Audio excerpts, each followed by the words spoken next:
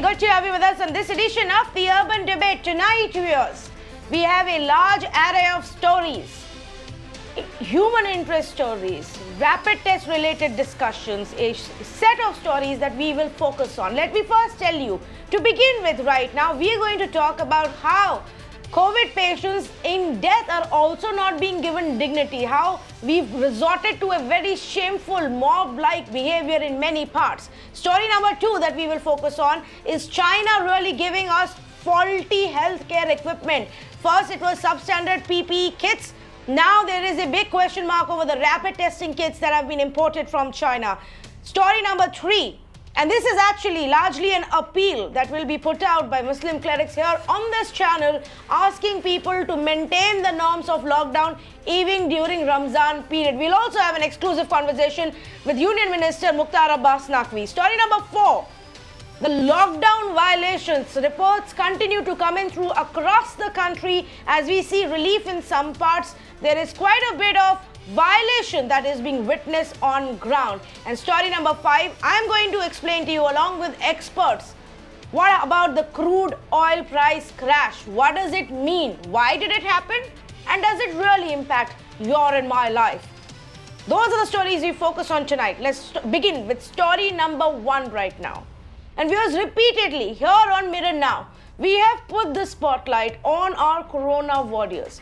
We have spoken about how while we resort to theatrics and rhetorics, and twice on Sundays we all gather together in a symbolic gesture to say thank you to our corona warriors, in reality, in actual terms, we should be ashamed of our behavior because we continue to ostracize them, we continue to harass them, we continue to target those corona warriors who are on the front line saving our lives, the healthcare workers, the policemen, anybody who's stepping out right now to keep the entire cycle going is being targeted. Let's one more time talk about that. And as we do that, I also want to bring forth what's happening, unfortunately, in the state of Tamil Nadu, where people are gathering and attacking families and ambulances carrying the dead bodies of COVID patients. There is such amount of ignorance and paranoia that's there on the streets that even dead bodies are not being allowed to be buried or cremated in peace. What kind of a society have we become if we don't even show our respect to the dead, if we don't even allow basic dignity to the dead? That's what we're going to talk about and bust some myths that people may have about COVID patients when they die. What happens to those dead bodies? Is there some kind of a concern? But before that, I want to go across to Pramod. Because Pramod, in all of these stories that we've seen, there is one story that specifically breaks my heart. And that story is actually about a healthcare worker, a doctor, whose family was stopped from giving him a proper burial. Surely is, and it's very unfortunate that 4 such incidents have occurred in the state of Tamil Nadu. In fact, we warned the government during the issue where one patient was returning back to Palani. He was stopped at that point itself. We gave induction to the government, claiming that such kind of stigma is on the rise. Had only government reacted earlier at that point, this could have been avoided. But since last Monday, that is 13th April, such issues have occurred. And just like you mentioned, this particular issue that has occurred in the city of Chennai is extremely heartbreaking. The actual colleagues who were at that point with them, they said that they had to leave the body behind and run for their lives. That's how unruly the crowd was, and that's how the mob turned violent, throwing sticks and stones at an ambulance. At one point, we are being said every week to actually appreciate the work they are doing. They are definitely doing a commendable job. When everyone else is inside their home, they are the ones who are on the streets. They are the ones who are actually treating people, getting everything essential to everyone else. And here we had such an instance, extremely heartbreaking. And right now, after this has occurred, the Tamil Nadu government has decided to take stern actions, and the Corporation Commissioner and the Chief Minister have given an explanation. The Chief Minister had assured the frontline workers that they do not have to worry about any such instance anymore. At the same time, the Chennai City Corporation Commissioner has given a stern warning that Gundas Act will fall upon anybody who is behaving in such manner, and not just that, no mercy shall be shown.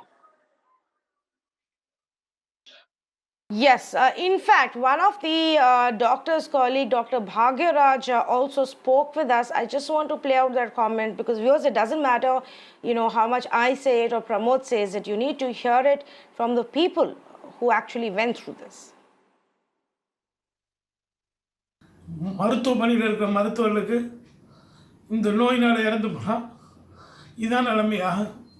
மக்கள் கொடுக்குற பரிசு இதுவா? எப்படி மருத்துவர்களுக்கு பாதுகாப்பு இருக்கும்? இந்த வீடியோவை நான் வெளியிடுறதுக்காக வெட்கப்படுறேன், தலை குனிகிறேன். ஏன்னா இன்றைக்கி நாங்கள் இவ்வளவு பாதிக்கப்பட்டு அவரை மருத்துவமனையில் வச்சு காப்பாற்ற முடியாமல் கடைசியில் அவரை பரியல் கூட பண்ண முடியாத ஒரு நிலைமைக்கு தள்ளப்பட்டவன். அவருடைய ஆத்மா எப்படி சாந்தி அடையும்னு நாங்கள் நினைக்கிறோம். எதுக்கு இந்த மருத்துவ பணிக்கு வந்தவங்கிறது வெட்கப்படுறோம் நாங்கள். வேறு வழி இல்லை. Sorry for my words. ஆனால் எவ்வளோ ஒரு வேதனையை மக்கள் புரிஞ்சுக்காம, அதனால் எந்த பாதிப்பு இல்லைன்னுங்கிறத தெரிஞ்சுக்காம எங்களையெல்லாம் கல்லை கொண்டு அடித்து விரட்டி பாடியை அப்படியே போட்டுட்டு வரக்கூடிய சூழ்நிலை ஏற்பட்டுச்சு. இந்த எந்த ஒரு மனிதனுக்கும் இந்த நிலைமை வரக்கூடாது. அரசாங்கம் இன்னும் அதிகமாக இதில். That was Dr. Bhagyaraj, clearly sounding extremely frustrated, extremely disheartened, saying that is this the kind of situation that doctors really have to face? Is this how people are repaying the doctors? And I understand the sentiment there. It will be very demotivating.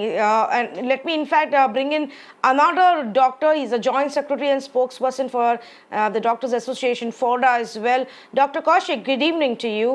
We had you earlier on the show as well, but somehow unfortunately we are again and again having to have the same conversation about how people are not showing this respect, the gratitude that they should to the frontline warriors. Good evening. First of all, I would like to say that the may his soul rest in peace. The Corona warrior who just passed away while giving his services, and I would also say that God enlightens the family with the courage to face this tough situation. But commenting on such instances, such episodes, it's really very heartbreaking. It's really sad to know. I can't even imagine the situation, the people who have to face this. Like after watching these clips, it actually hurts. It actually hurts a lot. On one side we are appreciating, on one side we are showing some gestures, on one side we are saying we are the Corona warriors, but on the other side we are doing such things. People are doing such things. People are also assaulting doctors, and this is something that has that has gone beyond every kind of thing what can be imagined. How can you stop somebody? How can you stop somebody to perform the last rites? You cannot. Nobody can do that. No, yes. No God, no kind of there's no mercy to such kind of acts. I don't think these things should be dealt very harshly, and they should be taken very seriously by all the authorities. Yes, absolutely. In fact, I completely agree with you, and I'm also trying to understand why perhaps there is fear in the minds of people that a COVID-infected dead body can also be dangerous. But even then, they don't have to be there. They need to be indoors in their own homes rather than chasing down ambulances and targeting families and stopping them from a burial. But let me actually go across to Dr. Pradeep Kumar, who I am given to understand was a colleague and a very close friend of Dr. Simon for several years now. And Dr. Pradeep, before I actually speak to you about what happened, I actually want to know a little bit more about Dr. Simon. We understand he was a neurosurgeon, but you knew him well. Tell our viewers about Dr. Simon. How was he? Who was he? Share some stories with us tonight. He was a very kind-hearted doctor, madam. Actually, he was a very senior amongst us, and he was a pillar like us. He would treat everybody with so much of kindness.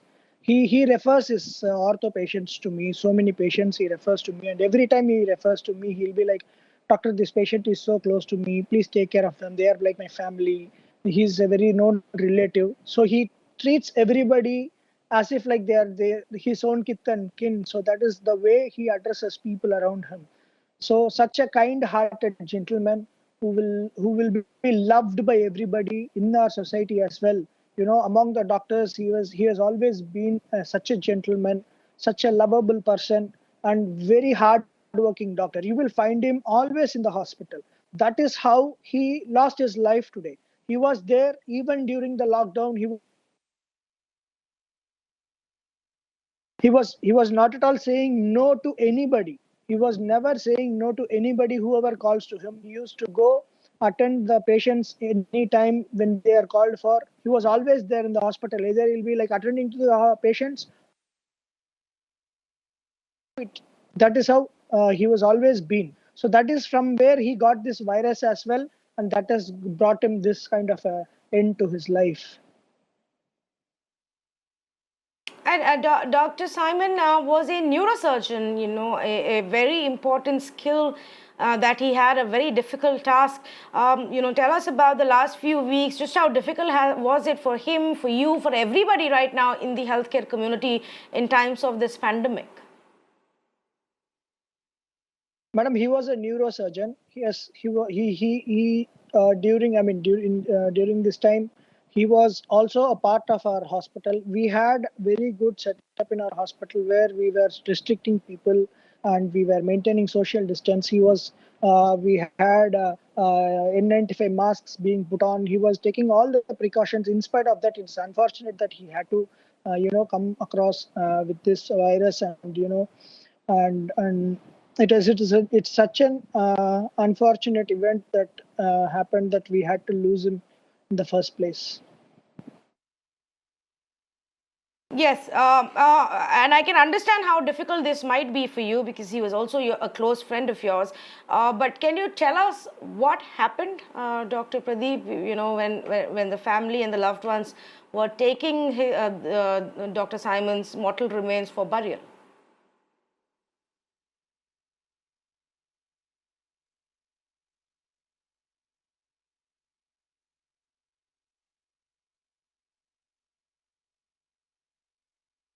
Okay, I think we have a bit of a problem with Dr. Pradeep's feed. We're just going to go back to him in just a bit and ask him that question because it's really traumatic, viewers, what happened there. And it's not just one incident. What makes it even more unfortunate is the fact that this happened to a doctor, to a frontline warrior who spent all his life actually saving people's lives. But somehow, unfortunately, when people are caught up in that mob mentality, when people are caught up in a frenzy, whether it's out of fear, out of paranoia, or sure out of ignorance and something else is driving them, then they don't see these things. They wouldn't have even perhaps bothered to know his family and know him. Had they known him, could they have done this? I hope not. That's the only idea we are having this conversation. We need to know that these healthcare workers are also humans. They also have families. They are as human as you and I are, with similar kind of emotions and obviously a lot of passion for them to be in this field. Dr. Kaushik, there have been many such instances and not all of them are related to healthcare workers. Just for the understanding of the viewers, what are the concerns one should have about a COVID patient when he passes away, about the dead body? Can that still give you infection? What should be the precautions that need to be taken without actually going into this kind of a frenzy? The things are very, very clear. There are certain guidelines that has been made to make these kind of burials for the COVID patients. So there's no need to panic. There's no need to panic with these kind of things happening. Like we don't need to panic with these burials. The dead body is packed adequately. It is sanitized. It is cleaned with the sodium hypochlorite, and then it is packed in a plastic packet, and then it is taken to the cremation center or the burial centers. But we need to understand this. We need to understand that creating such kind of hindrances, panicking, and obstructing passages of such ambulances and creating issues with the families. This will definitely create nuisance in the society. This is not expected out of the people who are one side. They are saying that we are the soldiers fighting on the war front, and then if a soldier somehow gets such kind of behavior from the society, then it is really very sad and very disheartening. Yes, absolutely. So you're saying that, just like it is even with COVID patients when they're alive, you maintain a certain amount of distance, and that should be safe enough. The same it is with somebody passes away. And of course, there are rules and regulations that have already been put in place about how to handle this. So, I want to emphasize on this, although it shouldn't be required because there is nothing that justifies this kind of a shameful mob behavior. But still, let me actually take our viewers through this. Burial and cremation is allowed, viewers, as per the wish of the family and the loved ones. There is nobody who can stop that, even for COVID patients. The body has to be wrapped just the way it is for anybody else, just the same way, except that the rituals have to be done without touching the body, hugging or kissing or touching the body. That, of course, is something that we are given to understand is not advisable. Let me see if I can go back to Dr. Pradeep. Dr. Pradeep, the question that I was asking you was if you can take us through what happened, how was the family and the ambulance targeted? Why did the people behave like that? Yes, go ahead, please. Yes, madam. Actually, we were supposed to go to a crematorium. Where on our way to the crematorium itself, we understood there has been a protest going on. It's supposed to be a Christian cemetery, corporation Christian cemetery, where people came to know somehow that he being a Christian and he being the resident of Kilpak area, he might go there, as the news was already being flashed in the TV. So it happened. It so happened that he had to. There was a big crowd there, and we saw near about 200 to 300 people. So after I noticed this, I alerted the people who were coming with the ambulance. So they had to change the path, and we took them to another crematorium. After going to the second crematorium, that is where the health officials made all the arrangements for. They were digging the grave with a procliner, and we were there waiting for his burial. And the family members were there along with us. His wife and his teenager son was there standing with us. And we were waiting for the procliner to dig the grave. Within no time, within about 15 minutes or so, there was a huge mob of about 50 to 60 people who just barged in with pelting stones at us and, started hitting us with sticks and all, saying you can't bury a corona body here, just get out of here. And they started hitting everybody who stood in their way. The health inspector, the sanitary inspectors, and the healthcare officials, they were there. They were requesting, please let us, bury because, you can't do this. We are from corporation and you can't do this. And they were like, how dare you say that to us? And we are the residents of this area. And they started hitting them very badly. The two of the corporation officials had very bad injuries to their heads and they started bleeding as well. And they started, in the meantime, at another gang, it went on to hit the drivers of the ambulance, and the ambulance was completely trashed. It was broken into pieces, and the front of the windshield was completely broken into pieces, and all the mirrors were completely broken. And Dr. Simon's body was completely covered with the broken glasses, with his body inside the ambulance. And both the ambulance drivers started to bleed very badly, and literally we had to run for our lives from there. And I ran away from there literally to my car. And by the time the ambulance drivers also managed to somehow pull out the vehicle and run from there. And Dr. Simon's family also had to run for their lives. And after that, the ambulance drivers took the body to the hospital, to the New Hope Hospital, which is our hospital, Dr. Simon's hospital. There, the body was taken, and he was almost on the road with both of the bleeding drivers standing next to the body and in the ambulance, and whole of the ambulance was completely trashed. That is when I reached. Looking at that situation, I was not in a point to request the drivers to even come for the burial the second time, because by then I had made few phone calls to the health ministry officials, and somehow I managed a battalion of police to come there and help us through the through the burial. So I got a call from them, police, saying that assuring me that this time nothing will happen, sir. Please come. Somehow you have to do this. So I didn't have any drivers, so I had to put on the PPEs myself, and I took the vehicle by myself with the help of two of the ward boys. I asked them to wear the PPEs and accompany me in the ambulance. And I drew the ambulance, which was already completely, no windscreen was there literally, and all the windows were shattered. And with the blood all over the ambulance, there was a lot of blood in the ambulance. The place I was sitting, it was literally in the blood.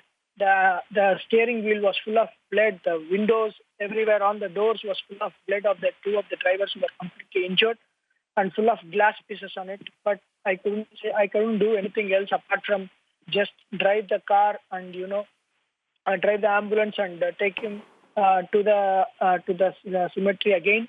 And by the time I reached there, the police were already there. They had secured the place, and they had. But the mob was also there. They just saw us from a distance actually, but they were still hurling abuses from distance and shouting and making noise. But still, I was confident that police are there, so nothing would happen. But as soon as I reached, what were they saying, Dr. Pradeep? What was this mob saying?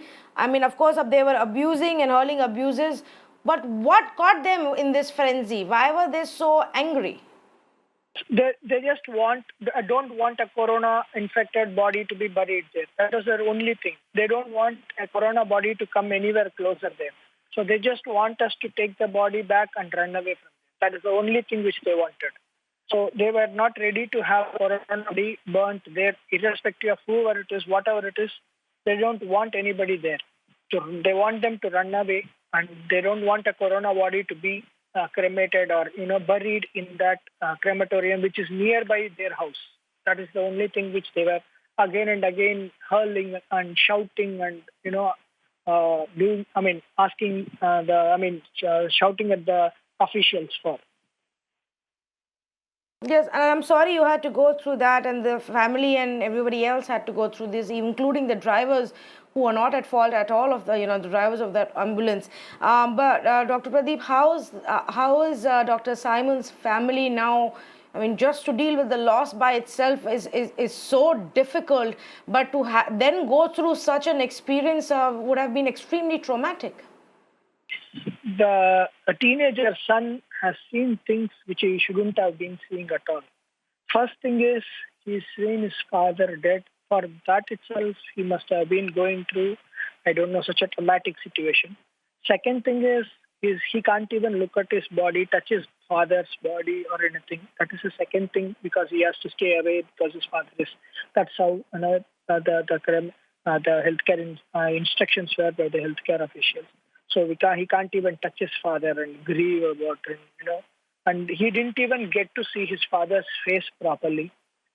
And after all this, his father's body was being attacked by people with woods and sticks and rods and stones pelted and on his body, literally with the glass all over his body. The ambulance was trashed, and his father's body was denied burial. So a 15-year-old guy or a 16-year-old guy has seen such a traumatic experience in his life, which I don't think anybody else would ever experience such a thing at all. Yes. Really heartbreaking, and I hope he is able to, find the strength in himself to come out of this unscarred. Thank you so much, Dr. Pradeep, for sharing this story with us. Thank you to what you are doing, and the sacrifices that you're making as a Corona warrior to save lives and to help our country come out of this. And thank you, Dr. Kaushik, as well, for speaking to us. Viewers, the only idea of bringing you the story of Dr. Simon, what Dr. Pradeep went through, what the family of Dr. Simon went through, the way everybody else there was attacked and targeted, is to make you understand These people also have families. These people are as human and as humane as us. Just because we are concerned about our own health and our loved ones' health doesn't mean that we start ostracizing them, doesn't mean that we start harassing them and targeting them and abusing them, hurling abuses at them, throwing them out of our societies, and not letting them enter, not letting them meet their own families. No. That's not how we will defeat coronavirus. This is absolutely shameful, and we have to stop getting selfish about it. If the doctors and the nurses and the paramedics and the ambulance drivers are not being selfish about their own lives, then how can we let them down in such a manner? Think about it. Well, we move on to the second conversation that we have for tonight. And one more time, viewers, we will put the spotlight on the rapid testing kits. Now, as you know, India has been pushing a lot for these kits because these help you in surveillance of the way the infection may be spreading, where is it, just at what scale is it, and helps you defeat the spread of the infection. And for the longest time, we've tried to source these testing kits from various countries. A large chunk of it, 5.5 lakh rapid testing kits, were imported from China. And this has now become a problem. I want you to listen to two comments, two voices, before I tell you the rest of the story. Listen in. 90% accuracy होनी चाहिए थी checking में, लेकिन वो आई 5.4%। और भाई इनका जो कोरिलेशन है वो इनका 90% हम एक्सपेक्ट कर रहे थे, लेकिन वो आया 5.4।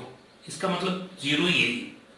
ऐसी परिस्थिति में हमने जितना भी प्रोसीजरल कोई कमी नहीं रखी, प्रोसीजर को पूरा अडॉप्ट किया। आईसीएमआर ने जो गाइडलाइन इन टेस्ट को करने के लिए जारी की थी उनका भी पूरा ध्यान रखा गया। उसके बावजूद उनकी रिपोर्ट ये रही कि इनका कोरिलेटिव जो टेस्ट का परफॉर्मेंस होना चाहिए वो 90% एक्सपेक्टेड था, लेकिन इसकी सच्चाई है कि 5.4% कोरिलेट कर रहे हैं। अगले 2 दिन में हम हमारे 8 इंस्टीट्यूट्स को फील्ड में भेजेंगे और जो किट्स हैं उनमें से वो लॉट्स लेके उसको टेस्ट करके वैलिडेशन करने की कोशिश करें। फील्ड में वैलिडेशन होगा, ये लैब में नहीं होगा। दूसरी बात हमको एक करना है कि सारे स्टेट्स को ये सलाह देना है कि अगले 2 दिन ये टेस्ट किट्स इस्तेमाल न करें। 2 दिन के बाद में हम क्लियर कट एडवाइजरी देने के पोजीशन में रहेंगे। So not only are we having to deal with a pandemic that actually originated in China, now we are looking at a situation where we are having to deal with faulty equipment, healthcare equipment that will further derail our fight against coronavirus. 5.5 lakh is just the first set of rapid test kits that have been imported from China. As you heard the ICMR official tell you that they have asked the states now to not use these kits at least for the next 2 days until they figure out what's going wrong. If the kits are not accurate, the tests are not accurate, the test results are not accurate, then what's the point? And then how are we going to find out where the infection lies, where the problem is? The whole strategy currently is under the scanner, all because of these Chinese kits that we have imported. Not the first time. Earlier, there was a problem with the personal protective equipment, the PPE kits that were brought in, the gear that usually the healthcare workers or anybody that's in the middle of a crowd and in the front line of corona is wearing. We had ordered about 63,000 of those that did not meet India's standards and was substandard material. Across the country right now, equipment that is being imported from China is often failing their tests on quality. Now, let me just one more time take you through what ICMR has said, that we've received complaint from one state, then we checked with 3 other states. This one state complained about malfunctioning of the kit. They are showing vast variation. So we will send our team in the next 2 days on the field to test these kits. What does this mean? Just how much of a concern should it be? Let's ask our experts. Dr. Rakesh Mishra, Director for the Center for Cellular and Microbiology, that's CCMB, is joining us from Hyderabad this evening. And Dr. Tanvi Shukla, Medical Doctor and Epidemiologist, joins us this evening. I want to start off with Dr. Mishra first. Dr. Mishra, obviously, even the WHO came out with a set of warnings as far as the use of rapid test kits is concerned.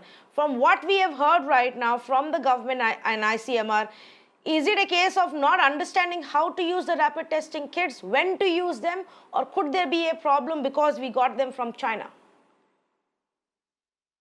You're right. There can be multiple reasons. When you do a test and test is actually having the patient is having infection and your kit is saying a negative result, that can mean three things. One is that result is true and there is no infection, which is not the case in this case as we discussed, which means then either this infection is early stage, these kits detect antibodies flowing in the blood. So there are two kinds of antibodies, IgM that comes after 7 days, sometimes 5 days, but more like 7 days. And there are IgGs that come 8 to 10 days, 11 days. So if you are testing early infection, these kits are not going to give you anything that will be negative, while that will be positive with the standard nucleic acid based test, what we call as RT-PCR test. And of course, that is the situation that is expected. But if the kit is of poor quality, then even when there is a antibody flowing, it will not detect. Then that is the question of the quality of the or the sensitivity of the test. So these can be there three different ways. So I do not know whether these patients were tested, they were early stage and that's why it was negative, and very few were of late stage. So maybe those were the 4-5% they got, or these are patient expected to have antibody and still the kit is bad and that's why it's not picking. But these can be tested properly in the conditions and figured out whether the kit is faulty or our testing is done early so that kit will not detect, which is normal. Okay, Dr. Mahapatra, what's your view? What should we make of the reports that have surfaced so far? So in this kind of situation, when we don't really have a proper gold standard for understanding the accuracy of any kind of tests, we have to be very careful while using some tests, using it for the right interpretation and opining about their quality.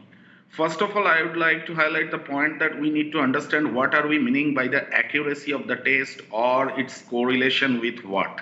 First of all, these rapid antibody tests by no means are a replacement of the RT-PCR confirmation of COVID-19 disease. The rapid antibody tests are likely to identify the infection.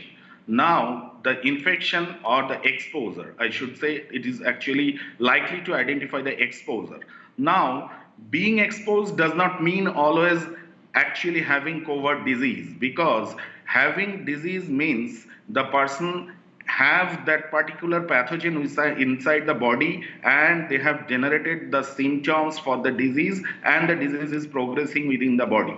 The rapid antibody test can actually only detect whether there is an antibody preparation within the body against the response to that antigen coming from the virus. Now, there are different kind of reasons for the variations. Number one, time of testing. If the rapid antibody test is being done under the surveillance in this kind of trying situation within the first week, they are designed to give you negative result when there should have been positive, because antibodies don't appear in the first week. If we are talking about IgM antibodies, they generally appear during the 10th to 14th days, something like that, with reasonable accuracy. On the other hand, if we are talking about IgG antibody, it even takes 2 weeks to come up with certain level of accuracy. So whenever we are talking about the quality of the kits, we need to ensure that we are trying to define the quality correctly. And if it is about determining whether the person is suffering from COVID-19 or not, rapid antibody test is not for that. It is to identify the people who are more likely to have disease as they are residing in an area or have been to some more high risk exposure, as well as having antibody in their body. And for that, they need to have the exposure happening at least 2 weeks or more before that if we are dealing with the IgG reaction.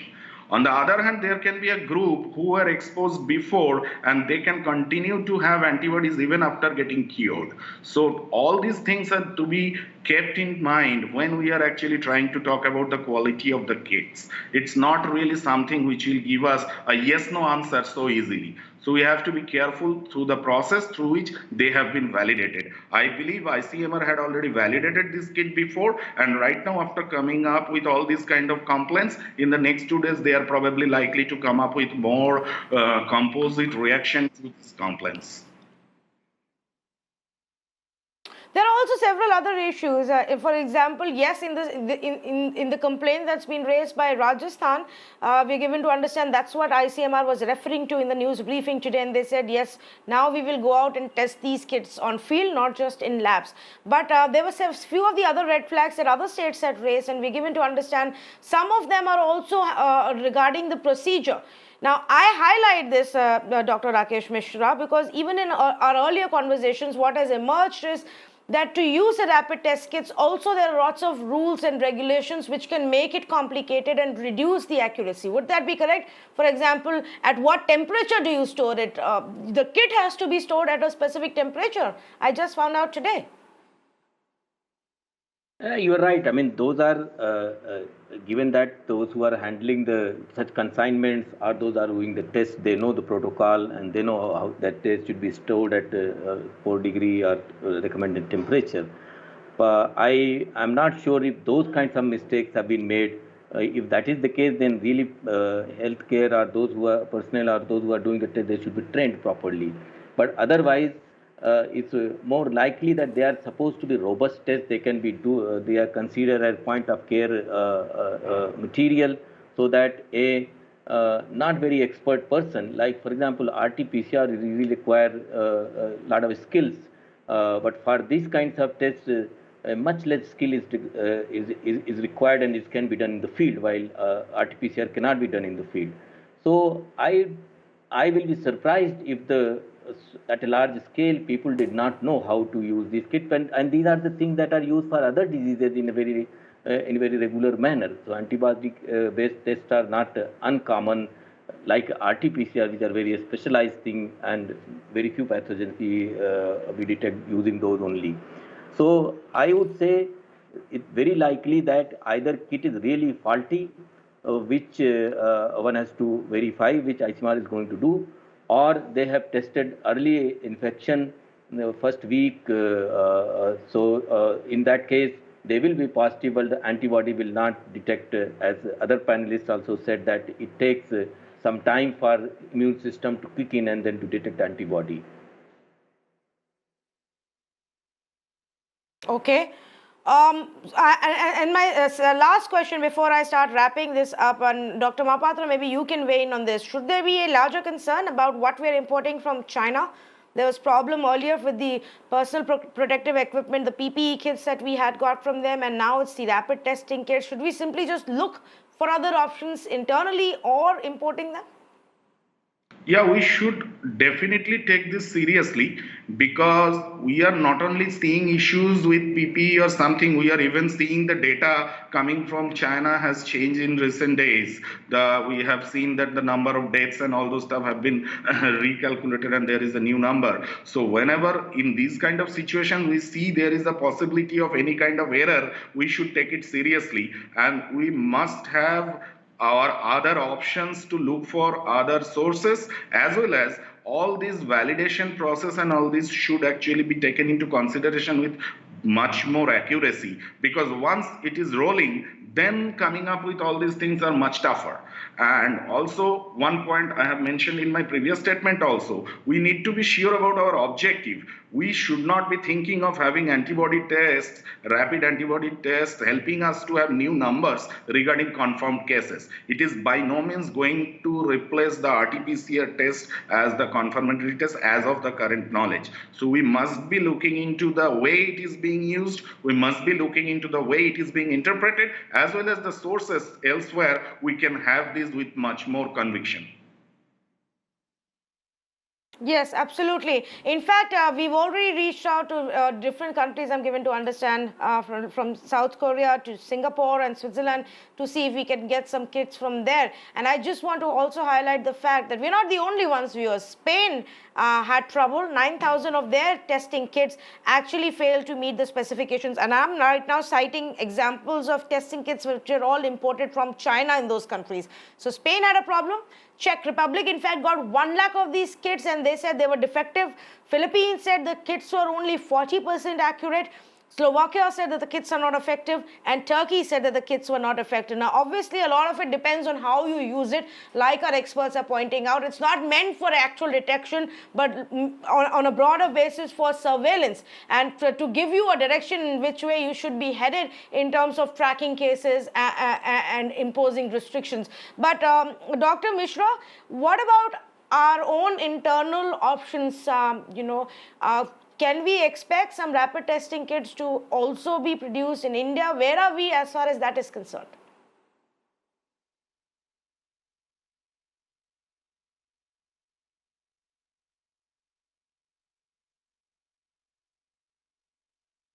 As Dr. Mahapatra pointed out, we don't even have gold standard for testing these kits. For those, you require an array of